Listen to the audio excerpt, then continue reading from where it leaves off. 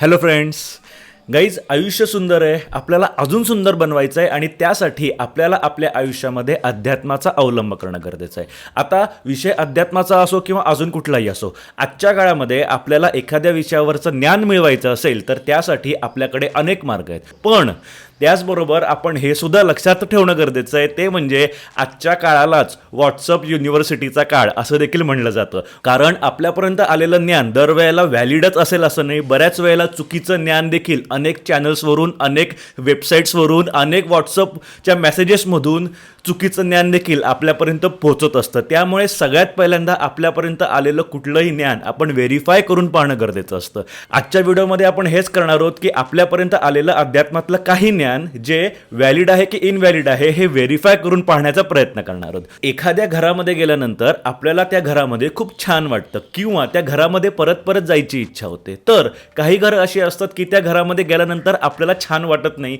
किंवा त्या घरामध्ये परत जायची इच्छा देखील होत नाही. अशा वेळेला आपण असं म्हणतो की या घरामध्ये मला पॉझिटिव्ह एनर्जी जाणवतीये, पॉझिटिव्ह वाईब्स येत आहेत. आणि ज्या घरात जायची इच्छा होत नाही, ज्या घरामध्ये छान वाटत नाही, त्या घराबद्दल आपण बोलताना असं म्हणतो की या घरामध्ये मला खूप निगेटिव्ह एनर्जी जाणवतीये, मला त्या घरामध्ये जायची इच्छा होत नाहीये. हेच आपल्याला काही व्यक्तींच्या बाबतीमध्ये सुद्धा जाणवत असतं. एखाद्या व्यक्तीला भेटल्यानंतर खूप छान वाटतं, त्या व्यक्तीला परत परत भेटायची इच्छा होते. अशा वेळेला आपण त्या व्यक्तीबद्दल असं म्हणतो की त्या व्यक्तीकडून मला पॉझिटिव्ह वाईब्स जाणवत आहेत, पॉझिटिव्ह एनर्जी जाणवतीये. तर काही लोक अशी असतात ज्या लोकांचा चेहरा बघूनच त्या लोकांच्या जवळ सुद्धा जायची इच्छा होत नाही. अशा वेळेला आपण असं म्हणतो की नाही, त्या व्यक्तीकडून मला निगेटिव्ह वाईब्स येत आहेत, मला त्या व्यक्तीकडून निगेटिव्ह एनर्जी जाणवतीये, त्यामुळे मी काही त्या व्यक्तीच्याकडे परत जाऊ इच्छित नाही. आता यामध्ये आपण याचा विचार करणं गरजेचं आहे की खरंच positive energy, negative energy, positive vibes, negative vibes असं काही असतं का? एखाद्या घरामध्ये खरंच जायची इच्छा होते, एखाद्या घरामध्ये खरंच आपल्याला छान वाटतं, तर एखाद्या घरामध्ये खरंच छान नाही वाटत, परत जायची इच्छा होत नाही. एखाद्या व्यक्तीला भेटून छान वाटतं, एखाद्या व्यक्तीला भेटून छान वाटत नाही. पण हे घडण्यामागे खरंच एनर्जीचा सहभाग असतो का?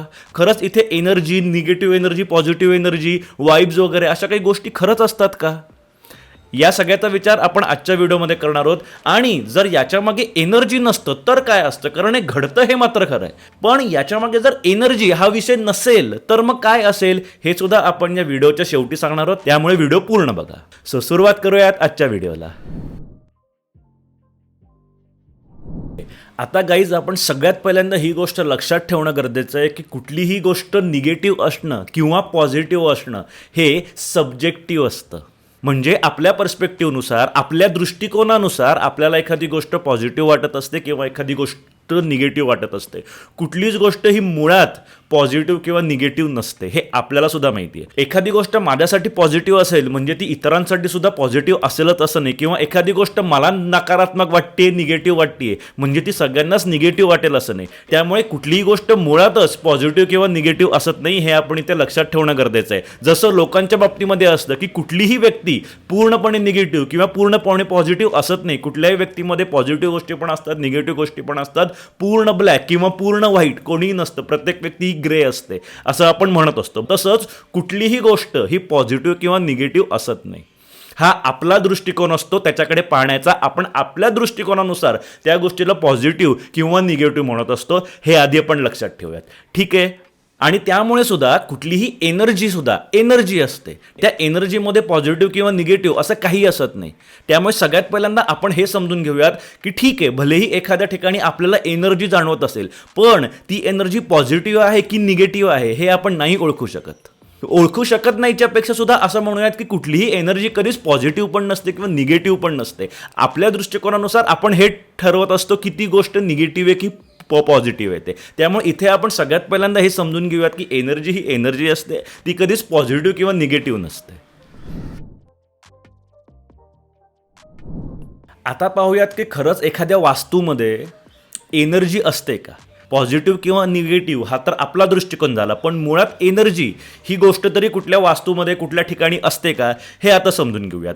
काही जण असा युक्तिवाद करतात, काही जण असा दावा करतात की एखाद्या देवळामध्ये खूप छान वाटतं, खूप पॉझिटिव्ह वाटतं. ओके, त्या मागचं त्यांचं असं म्हणणं असतं की त्या देवळामध्ये अनेक धार्मिक गोष्टी केल्या जातात, अनेक आध्यात्मिक गोष्टी केल्या जातात आणि त्यामुळे त्या विधींमुळे अनेक जण एकत्र येऊन एकाच गोष्टीवर लक्ष केंद्रित केल्यामुळे किंवा अशा कुठल्या गोष्टींमुळे तिथे पॉझिटिव्ह एनर्जी तयार होत असते. म्हणजे एखाद्या धार्मिक ठिकाणी किंवा एखाद्या आध्यात्मिक ठिकाणी असं म्हणूयात, अनेक जण एकत्र येऊन कुठली तरी गोष्ट केल्यामुळे तिकडे पॉझिटिव्ह एनर्जी तयार होत असते. गाईज, इथे आपण एक गोष्ट लक्षात ठेवणं गरजेचं आहे की एनर्जी ही कधीही तयार करता येत नाही किंवा नष्ट देखील करता येत नाही. विज्ञानाने हे कधीच्या काळी सांगितलेलं आहे की energy neither created nor destroyed. म्हणजे विज्ञानाने कधीच्या काळी सांगितलेलं आहे की ऊर्जा, एनर्जी तयार करता येत नाही आणि ती नष्ट देखील करता येत नाही. हे आपण सगळ्यांनी इथे लक्षात ठेवणं गरजेचं आहे. ऊर्जा किंवा एनर्जी ही केवळ कन्व्हर्ट होऊ शकते किंवा ट्रान्सफर होऊ शकते. कन्व्हर्ट होऊ शकते किंवा ट्रान्सफर होऊ शकते याचा अर्थ मनुष्य आपली एनर्जी कुठल्या तरी वेगळ्या वास्तूमध्ये घालू शकतो असं नाही होऊ शकत. का होऊ शकत नाही ते आपण नंतर समजून घेणार आहोत याच व्हिडिओमध्ये. पण आत्ता आपण फक्त डोक्यामध्ये हे ठेवणं गरजेचं आहे की अनेक जण एखाद्या ठिकाणी आले आणि त्यांनी काहीतरी स्पिरिच्युअल प्रॅक्टिसेस केल्या म्हणून त्या वास्तूमध्ये सकारात्मक ऊर्जा निर्माण झाली असं नाही होऊ शकत. आता जसं मी आत्ता म्हणालो की कुठलीही ऊर्जा ही ना तयार करता येते ना ती नष्ट पण करता येते. याचा संबंध काही जण आत्म्याशी लावतात.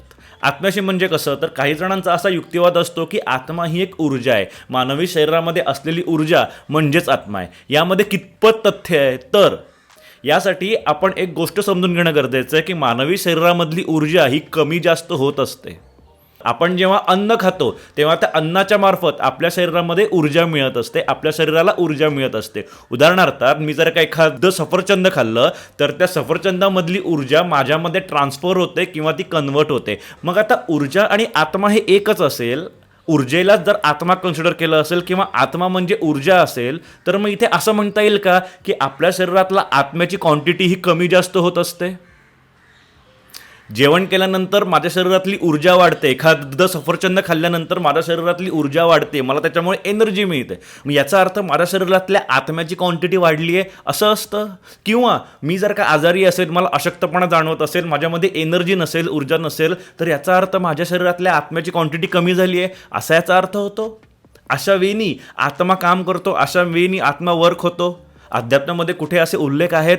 आपण कुठल्याही नवीन नवीन गोष्टी शोधून काढायच्या नाहीत असं माझं म्हणणं नाही आहे, पण नवीन गोष्टी शोधून काढताना त्याच्यामुळे जर का इतर गोष्टी हालणार असतील, बेस हालणार असेल, तर मग त्या नवीन गोष्टी चुकीच्या आहेत हे आपण मान्य करायला हवं. म्हणजे आत्मा जर का कमी जास्त होत असेल तर त्याच्यामुळे आत्म्याचं याच्या आधी जे काही वर्णन केलेलं आहे किंवा आत्म्याबद्दल ज्या काही गोष्टी सांगितलेल्या आहेत त्या गोष्टी चुकीच्या होतात. म्हणजे आत्म्याला नित्य म्हणलेलं आहे, अपरिवर्तनीय म्हणलेलं आहे, म्हणजे आत्म्याचं परिवर्तन नाही होऊ शकत. मग आत्म्याची क्वांटिटी सुद्धा कमी किंवा जास्त होणं हे सुद्धा परिवर्तन आहे. मग जर आत्म्याची क्वांटिटी कमी किंवा जास्त होत असेल, एकतर आत्म्याची क्वांटिटी कमी किंवा जास्त होणं हेच जर्क बसवणारी गोष्ट आहे. ठीक आहे, आपल्या ज्ञानाला त्याच्यामुळे जर्क बसतं की अरे नाही रे, ती गोष्ट डोक्याला पटायला सुद्धा, मेंदूला पटायला सुद्धा जराशी ती अवघड जाते. ठीक आहे, पण थोड्या वेळासाठी असं गृहीत धरू की आत्मा आणि ऊर्जा एकच असेल, तर याचा अर्थ ऊर्जा कमी झाली म्हणजे आत्मा कमी झाला, म्हणजे आत्म्याची क्वांटिटी कमी जास्त होते, याचा अर्थ आत्मा हा परिवर्तनीय आहे, अपरिवर्तनीय अजिबातच नाही आहे. मग नक्की काय समजायचं? आत्मा हा अपरिवर्तनीय आहे हे समजायचं, आणि जर का तो अपरिवर्तनीय नाही आहे तर मग त्याच्या अमरत्वावर सुद्धा शंका उत्पन्न होते. कारण आत्मा अपरिवर्तनीय आहे म्हणूनच तर तो अमर आहे असं म्हटलं गेलेलं आहे. एखादी गोष्ट नाश पावणं म्हणजेच त्या गोष्टीचं परिवर्तन झालंय असं म्हणलं जातं, पण आत्मा हा अपरिवर्तनीय आहे आणि म्हणून तो नश्वर नाही आहे, तो ईश्वर आहे.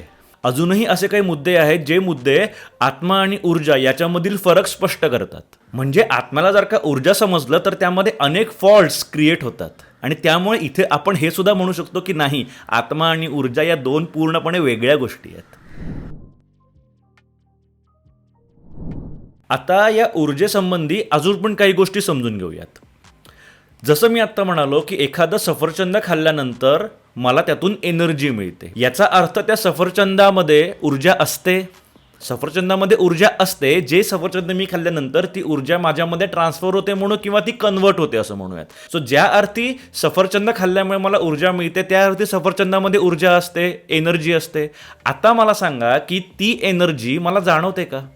म्हणजे सफरचंद खाल्ल्यावर मला एनर्जेटिक वाटतं, पण सफरचंद न खाता मी जर का सफरचंद असं माझ्या शेजारी ठेवून दिलं तर मला त्यातून ऊर्जा जाणवते? आता ते सफरचंद लहान असतं त्यामुळे मला त्यातली ऊर्जा जाणवत नाही असं आपण म्हणू शकतो. पण समजा मी माझ्या इथे सफरचंदांचा खूप मोठा ढीग आणून ठेवला तर मला त्यातून तरी ऊर्जा जाणवते. ऊर्जा त्यामध्ये असते हे आपल्याला माहिती आहे, म्हणूनच आपण सफरचंद खाल्ल्यामुळे आपल्याला एनर्जेटिक वाटतं. याचा अर्थ त्यामध्ये ऊर्जा आहे, त्यामध्ये एनर्जी आहे. पण म्हणून माझ्या शेजारी मी जर का सफरचंदांचा भला मोठा ढीग आणून जर का ठेवला तर त्यातली ऊर्जा मला जाणवते का? मी त्याच्या शेजारी बसला असता मला त्यातली ऊर्जा जाणवते का? नाही जाणवत. याचा अर्थ ऊर्जा ही माणसाला जाणवत नाही. माणसाला ती ऊर्जा त्याच्यामध्ये गेल्यानंतर ऊर्जा जाणवायला सुरुवात होते किंवा एनर्जेटिक वाटायला सुरुवात होतं. आपल्या हालचालींमधून आपल्याला कळतं की आता आपल्यामध्ये ऊर्जा आलेली आहे. एखादी व्यक्ती पाहिल्यानंतर त्या व्यक्तीच्या हालचालीमधून आपण याचा अंदाज लावतो की त्या व्यक्तीला अशक्त वाटतंय की त्या व्यक्तीला एनर्जेटिक वाटतंय. याचा अर्थ असा होतो की ऊर्जा आपल्याला जाणवत नाही. याच्यातून मी काय सांगायचा प्रयत्न करतोय? तर मी हे सांगायचा प्रयत्न करतोय की ऊर्जा ही आपल्याला जाणवत नसते. मग जर ऊर्जा आपल्याला जाणवत नाही तर ती ऊर्जा कुठल्या तरी वेगळ्या गोष्टीमध्ये ट्रान्सफर करणं तर लांबचीच गोष्ट आहे. अनेक ठिकाणी असा दावा केला जातो, ते आता कुठल्या ठिकाणी असा दावा केला जातो ते मी नाव घेत नाही, पण अनेक ठिकाणी असा दावा केला जातो की एखादी आजारी व्यक्ती असेल तर त्या आजारी व्यक्तीला बरं करण्यासाठी आपली एनर्जी त्या व्यक्तीमध्ये ट्रान्सफर केली जाते, किंवा असं म्हणतात की युनिव्हर्सल एनर्जी असते. ती युनिव्हर्सल एनर्जी तो प्रॅक्टिशनर आपल्या मार्फत त्या आजारी व्यक्तीपर्यंत नेऊन पोहोचवत असतो. पण जी एनर्जी आपल्याला जाणवतच नाही आहे ती एनर्जी आपण कंट्रोल कसं काय करू शकतो? माझ्यातली एनर्जी मी एखाद्या गोष्टीमध्ये ट्रान्सफर करणं किंवा कुठली तरी वेगळी एनर्जी माझ्यामध्ये घेऊन माझ्या थ्रू मी त्या व्यक्तीमध्ये ट्रान्सफर करणं, हे कसं काय घडू शकतं? खरंच असं घडू शकतं का? खरंच एनर्जी या गोष्टीवर माणसाचा कंट्रोल आहे का? खरंच मनुष्य स्वतः असं कॉन्शियसली एखादी एनर्जी वेगळ्या एनर्जीमध्ये ट्रान्सफर करू शकतो का? अनेक ठिकाणी हा दावा केला जातो. मी कशाबद्दल बोलतो हे अनेकांना कळलं पण असेल, पण अनेक ठिकाणी एखाद्या आजारी व्यक्तीला आपल्या एनर्जीचा वापर करून किंवा युनिव्हर्सल एनर्जीचा वापर करून त्या व्यक्तीला बरं करण्याचा दावा केला जातो आणि अनेक ठिकाणी ते बरे होतात सुद्धा. मग जर ते एनर्जीमुळे बरे होत नसतील तर मग ते कशामुळे बरे होतात? याचबरोबर ऊर्जेच्या नावाखाली आजकाल अजून एक नवीन गोष्ट पण सांगण्यात यायला सुरुवात झालेली आहे. ती गोष्ट म्हणजे ऑरा. ऑरा म्हणजे काय? तर तुमच्या शरीराच्या भोवती एक ऊर्जेचं वलय असतं आणि तुमच्या स्पिरिच्युअल प्रॅक्टिसनुसार, स्पिरिच्युअल प्रोग्रेसनुसार ते वलय किती मोठं असेल हे ठरवलं जातं. तुम्ही व्यक्ती म्हणून कसे आहात, तुमचं वागणं कसं आहे, तुमचे विचार कसे आहेत, तुम्ही आयुष्याच्या बाबतीमध्ये सकारात्मक आहात की नकारात्मक आहात, तुमच्या आयुष्यामध्ये काय काय घडलंय, या सगळ्याचा परिणाम त्या ऑरावर होत असतो. ऑरा म्हणजे काय? तर तुमच्या शरीराच्या भोवती एक ऊर्जेचं वलय असतं, ज्या वलयाचा आकार किंवा साईज हा सगळ्यांचा निरनिराळा असतो. जेव्हा एखादी व्यक्ती भयंकर आध्यात्मिक असते तेव्हा त्या व्यक्तीचा ऑरा कित्येक किलोमीटरपर्यंत जाणवतो असं म्हणतात. तर एखादी व्यक्ती खूप वाईट असते, ठीक आहे, किंवा ती नकारात्मक व्यक्ती असते, त्या व्यक्तीमध्ये वाईट गुण खूप जास्त असतात, तेव्हा त्या व्यक्तीचा ऑरा कोणालाच जाणवत नाही असं म्हणतात. एखादी महान व्यक्ती असते, एखादी खूप मोठी आध्यात्मिक व्यक्ती असते, त्या व्यक्तीला भेटल्यानंतर त्या व्यक्तीचा ऑरा जाणवतो, किंवा ती व्यक्ती येऊन गेल्यावर सुद्धा बऱ्याच वेळासाठी त्या व्यक्तीचा ऑरा जाणवत राहतो. अशा अनेक गोष्टी सांगितल्या जातात, असे अनेक दावे केले जातात, बरोबर. मग त्यानुसार मग ऑरा हिलिंग नावाची एक संकल्पना असते. ऑरा हिलिंग म्हणजे काय? तर तुमच्या लाईफमध्ये काहीतरी गडबड असेल, तुमच्या लाईफमध्ये काही जर का नकारात्मक गोष्टी सुरू असतील, ठीक आहे, म्हणजे तुमच्या मनाविरुद्ध तुमच्या आयुष्यामध्ये जर काही चालू असेल तर याचा अर्थ असा लावला जातो की तुमच्या ऑरामध्ये काहीतरी बिघाड झालेला आहे, सो त्यानुसार मग ऑरा हिलिंग केलं जातं. अशा अनेक गोष्टी आजकाल असतात. गाईज, एक गोष्ट लक्षात ठेवा की तुमचं हिलिंग करायची जर गरज असेल तर ते तुम्ही एकटे करू शकता, बाकी कोणीही करू शकत नाही. तुमचे मानसिक आजार असतील, तुमचे शारीरिक आजार असतील, ते जर का अशा कुठल्या गोष्टीच्यामुळे बरे होणार असतील तर ते तुम्ही करू शकता. मेडिटेशन करा, शारीरिक आजार, मानसिक आजार सगळ्या गोष्टी बऱ्या होतील. आयुष्यामध्ये अनेक गोष्टी सुरळीत व्हायला सुरुवात होतील केवळ मेडिटेशनच्यामुळे. सांगायचा मुद्दा की तुमच्यासाठी तुम्ही काहीतरी करू शकता, इतर लोक तुमच्यासाठी नाही करू शकत काही. इतकंच नाही तर ऑराला सिद्ध करण्यासाठी एका व्यक्तीने असा देखील दावा केला होता की जसं एखाद्या व्यक्तीचा मृत्यू झाल्यानंतर आपण त्याचा 10वा 13वा वगैरे गोष्टी आपल्या इथे केल्या जातात. सो जर त्या व्यक्तीची काही इच्छा राहिलेली असेल तर त्याच्या पिंडाला कावळा शिवत नाही, पण जर त्याची इच्छा नसेल राहिलेली तर त्याला मुक्ती मिळालेली असते आणि कावळा येऊन त्या पिंडाला शिवतो असा दावा केला जातो, बरोबर. आता त्या व्यक्तीचं असं म्हणणं होतं की जेव्हा एखाद्या माणसाचा मृत्यू होतो, मृत्यू झाल्यानंतर शरीराचा नाश होतो, ओके, आत्मा असाच राहतो, ओके. त्या व्यक्तीचं असं म्हणणं होतं की कावळ्याला ऑरा दिसतो. ज्या माणसाचा मृत्यू झाला आहे त्या माणसाची जर काही इच्छा राहिलेली असेल तर त्या माणसाचा आत्मा त्या पिंडापाशी घुटमळत असतो आणि कावळ्याला त्या पिंडापाशी ऑरा दिसतो. आणि त्यामुळे इच्छा राहिलेली असल्यामुळे, तिथे तो ऑरा असल्यामुळे कावळा त्या भाताला शिवायला येत नाही, त्या पिंडाला शिवायला येत नाही. पण जेव्हा त्या मेलेल्या माणसाच्या इच्छा सगळ्या संपलेल्या असतात तेव्हा तो तिथे राहत नाही आणि मग त्याचा आत्मा तिथे नसतो, त्या कावळ्याला ऑरा दिसत नाही आणि मग तो कावळा येऊन त्या पिंडाला शिवतो. हे अशा सुद्धा अनेक थेरीज लोक सांगतात. गाईज, एक गोष्ट लक्षात घ्या, जसं पोपट्याला पेरू खायला आवडतो, मांजराला दूध प्यायला आवडतं, तसं कदाचित कावळ्याला सुद्धा भात खायला आवडत असेल. त्याला भूक आहे, तो येतो आणि खातो, त्याला भूक नाही तर तो खात नाही. सिम्पल लॉजिक आहे. त्याच्यामागे मग ऑरा असतो, मग ते एनर्जी फील्ड असतं, याव असतं, ट्याव असतं. या सगळ्याला गाईज, या व्हिडिओमध्ये आत्ता मी ऊर्जेच्याबद्दल जे काही सांगितले त्या सगळ्याला ना आधुनिक अंधश्रद्धा म्हणतात. बाकी काही नाही, ही आधुनिक अंधश्रद्धा आहे. याचबरोबर मग अशी काही शास्त्र देखील आहेत ज्या शास्त्रांमध्ये असं सांगितलं जातं की तुमच्या घरामध्ये एखादी वस्तू या दिशेला असेल तर मग पॉझिटिव्ह एनर्जी येते, पण ती वस्तू जर त्या दिशेला असेल तर मग घरामध्ये नकारात्मक एनर्जी येते. तुमचं बाथरूम या दिशेला असायला हवं, किचन त्या दिशेला असायला हवं, याव असायला हवं, ट्याव असायला हवं. याचा सुद्धा सगळ्याचा संबंध घरामध्ये येणाऱ्या पॉझिटिव्ह एनर्जीशी जोडला जातो, घरामध्ये येणाऱ्या निगेटिव्ह एनर्जीशी जोडला जातो. आणि मग जर तुमच्या घरामध्ये काही इश्यू असतील, तुमच्या लाईफमध्ये काही इश्यू असतील तर मग तुमच्या घरामध्ये पॉझिटिव्ह एनर्जी येण्यासाठी तुम्हाला काही गोष्टी हलवायला सांगितल्या जातात. यासुद्धा सगळ्याचा संबंध ते शेवटी आणून त्या एनर्जीशीच जोडत असतात. म्हणजे तुमच्या आयुष्यामध्ये कुठलीही नकारात्मक गोष्ट घडो, त्याचं खापर त्या एनर्जीच्या माथ्यावरच फोडलं जातं. तुमचं काहीच नाही, म्हणजे तुम्ही काही चुकीचं नाही केलेलं, तुमच्या चुकीमुळे तुमच्या आयुष्यामध्ये काही नकारात्मक नाही चालू आहे, ती एनर्जीच चुकीची आहे, ती एनर्जीच वाईट आहे. अरे, तुमच्या आयुष्याचं कंट्रोल तुम्ही तुमच्या ताब्यामध्ये घ्यायला हवा. तुमच्या आयुष्यामध्ये जे घडतंय त्यात तुमची जबाबदारी येते. ठीक आहे, तुमच्या चुकीमुळेच तुमच्या आयुष्यामध्ये आत्ता जी स्थिती येते आहे हे तुम्ही मान्य करायला हवं. त्याचं खापर कुठली तरी एनर्जीच आहे, मग यावच आहे, मग माझ्या कुंडलीतले ग्रहच आहेत, माझी पत्रिका तशी आहे. कुठे चाललंय जग आणि आपण कुठे चाललोय? काही जण तर असा पण दावा करतात की ज्या व्यक्तीमध्ये निगेटिव्ह एनर्जी असते त्या व्यक्तीची आपल्याला नजर लागते. ठीक आहे, मला हे नजर लागणं सुद्धा कळत नाही की अरे, तुमच्या आयुष्यामध्ये घडणाऱ्या कुठल्याही नकारात्मक गोष्टीसाठी तुम्ही स्वतःला जबाबदार धरतच नाही आहात. इतरांनाच सगळ्याचं खापर इतरांवरच तुम्ही फोडत असता. प्रत्येक गोष्टीसाठी तुम्ही इतर लोकांनाच, इतर एंटिटीजनाच जबाबदार धरत असता की त्याची नजर लागली मला म्हणून माझं हे काम झालं नाही. हे काम व्हायच्या आधी कोणाला सांगायचं नसतं आणि जर सांगितलं तर मग ते काम होत नाही.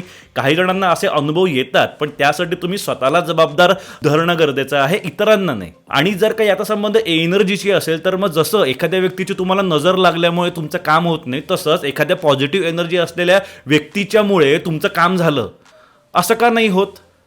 एखाद्या व्यक्तीची नजर लागली त्याच्यामुळे माझं काम झालं नाही किंवा काहीतरी नकारात्मक घडलं, याची उदाहरणं अनेक असतात. पण मी एखाद्या पॉझिटिव्ह एनर्जी असलेल्या व्यक्तीला सांगितल्यामुळे फक्त सांगितलं आणि माझं काम झालं. जर का नकारात्मक व्यक्तीला फक्त सांगितलं आणि माझं कामच झालं नाही, ते मग एखाद्या पॉझिटिव्ह एनर्जी असलेल्या व्यक्तीला फक्त सांगितलं आणि त्यामुळे माझं काम झालं असं का होत नाही कधी? अशी उदाहरणं कधीच कुठे का दिसत नाहीत. जर का नकारात्मक एनर्जी असू शकते तर मग एनर्जी सकारात्मक सुद्धा असायला हवी. सो ह्या सगळ्या गोष्टींना आधुनिक अंधश्रद्धेच्या अंतर्गत येतात.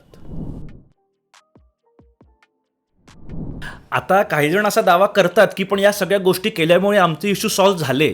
म्हणजे आम्ही आमच्या घरामध्ये काहीतरी वस्तूंची इकडे तिकडे हालचाल केली, इकडची वस्तू त्या साईडला ठेवली, त्या साईडची वस्तू या साईडला ठेवली आणि ते केल्यापासून आमच्या घरामध्ये पॉझिटिव्ह वाटायला लागलं आणि मग आमची सगळी कामं हळूहळू व्हायला लागली. किंवा काही जण असा पण दावा करतात की एखाद्या आजारी व्यक्तीला एखाद्या व्यक्तीने ऊर्जा पास केली आणि त्याच्यामुळे त्याचा आजार क्युअर झाला, असा पण काही जण दावा करतात. सो या सगळ्या गोष्टी वर्क होतात असं दिसतं आपल्याला. पण एक गोष्ट लक्षात ठेवणं गरजेचं आहे की ते होतं त्यामागे तुमची मानसिकता अवलंबून आहे. याला प्लासिबो इफेक्ट असं म्हणतात. म्हणजे काय, तर अशा लोकांच्याकडे गेल्यामुळे आपल्या मनामध्ये पॉझिटिव्ह थिंकिंग ट्रिगर व्हायला लागतं. माझ्या घरामध्ये एक अशी व्यक्ती येऊन गेलेली आहे आणि त्या व्यक्तीने सांगितल्यानुसार मी माझ्या घरामध्ये काही विशिष्ट बदल निर्माण केलेले आहेत. हे तुम्हाला माहिती आहे, तुमचा त्यावर विश्वास आहे, तुमचा त्यावर विश्वास आहे की नाही आता माझं सगळं व्यवस्थित होणार, आणि त्याच्यामुळे तुमच्या मनामध्ये पॉझिटिव्ह थिंकिंग सुरू झाल्यामुळे तुमच्या आयुष्यामध्ये पॉझिटिव्ह गोष्टी घडायला सुरुवात झाली. या सगळ्या गोष्टी वर्क होतात कारण या सगळ्या गोष्टी तुमच्या मनामध्ये पॉझिटिव्ह थिंकिंग ट्रिगर करतात, अजून काहीही नाही. आणि हे पॉझिटिव्ह थिंकिंग ट्रिगर केल्यामुळे तुम्ही त्याचं सगळं श्रेय त्या गोष्टींना जर देत असाल तर तुम्हाला हे माहिती असायला हवं की त्या गोष्टींना श्रेय जर तुम्ही देत असाल तर ते फक्त पॉझिटिव्ह थिंकिंग ट्रिगर केल्याबद्दलच देणं गरजेचं आहे, त्याच्यापेक्षा जास्त नाही. जसं मी सुरुवातीला सांगितलं की एखाद्या घरामध्ये गेल्यानंतर आपल्याला छान वाटतं, पॉझिटिव्ह वाटतं, तर एखाद्या घरामध्ये गेल्यानंतर आपल्याला पॉझिटिव्ह वाटत नाही, नकारात्मक वाटतं, उलट जाऊ नये असं वाटतं. याच्यामागे काय कारण असू शकतं? तर याच्यामागे आपलीच मानसिकता असते, याच्यामागे आपले सायकोलॉजिकल पॅटर्न्स असतात. कारण जर का त्या घरामध्ये नकारात्मक काही असेल तर मग ते सगळ्यांना फील व्हायला हवं. एखाद्या घरामध्ये जर का पॉझिटिव्ह वाटत असेल तर सगळ्यांनाच पॉझिटिव्ह वाटतं का? काही गोष्टी अशा असतात, काही वस्तू अशा असतात ज्या वस्तूंबरोबर आपलं पॉझिटिव्ह फिलिंग जोडलेलं असतं किंवा काही वस्तूंबरोबर आपलं निगेटिव्ह फिलिंग जोडलेलं असतं. उदाहरणार्थ समजा औषधाची बाटली म्हणलं की आपल्याला नकारात्मकच वाटायला सुरुवात होते, पण सूर्यप्रकाश असं म्हणलं की आपल्याला सकारात्मक वाटायला सुरुवात होतं, बरोबर? त्यामुळे आपण जेव्हा एखाद्या घरामध्ये गेल्यानंतर जर त्या घरामध्ये पॉझिटिव्ह फिलिंग असणाऱ्या अनेक वस्तू असतील तर आपल्याला पॉझिटिव्ह वाटतं. म्हणजे त्या घरामध्ये जर का स्वच्छता असेल, त्या घरामध्ये जर का टापटीपणा असेल, नीटनेटकेपणा असेल, त्या घरामध्ये स्वच्छ सूर्यप्रकाश असेल, भरपूर वारं येत असेल, तर या सगळ्या गोष्टींमुळे आपोआप त्या घरामध्ये आपल्याला पॉझिटिव्ह वाटायला सुरुवात होते. याचा संबंध गारव्याशी सुद्धा असतो. अनेक घरांमध्ये गार वाटतं, सो अशा वेळेला आपल्याला तिथे पॉझिटिव्ह वाटायला सुरुवात होतं. व्हेरेज जर एखाद्या घरामध्ये औषधाच्या बाटल्या असतील, आजारी व्यक्ती असेल, गलिच्छपणा असेल, घाणेरडेपणा असेल, सगळं नीटनेटकं नसेल ठेवलेलं, खूप जास्त प्रमाणामध्ये पसारा असेल घरामध्ये, अस्वच्छता असेल, तर अशा वेळेला आपल्याला त्या घरामध्ये निगेटिव्ह वाटायला लागतं. एखाद्या घरामध्ये जास्तीत जास्त पॉझिटिव्ह एलिमेंट्स आहेत आणि तरीसुद्धा त्या घरामध्ये नकारात्मक वाटतंय असं होऊच शकत नाही. ठीक आहे, म्हणजे एखाद्या घरामध्ये लख्ख सूर्यप्रकाश येतोय, छान गार वारं येत आहे किंवा बऱ्यापैकी मोकळी जागा आहे, स्वच्छ आहे, टापटीपणा आहे, शांतता आहे, या अशा प्रकारच्या घरामध्ये निगेटिव्ह वाटूच शकत नाही. किंवा अशा घरामध्ये ज्या घरामध्ये खूप जास्त नकारात्मक एलिमेंट्स आहेत त्या घरामध्ये पॉझिटिव्ह वाटूच शकत नाही. यामध्ये energy, positive energy, negative energy याचा काहीच संबंध नाही. हे आपली मानसिकता आहे. सो अशा गोष्टींमुळे आपल्याला त्या घरामध्ये निगेटिव्ह वाटत असतं, अजून कुठल्याही नाही.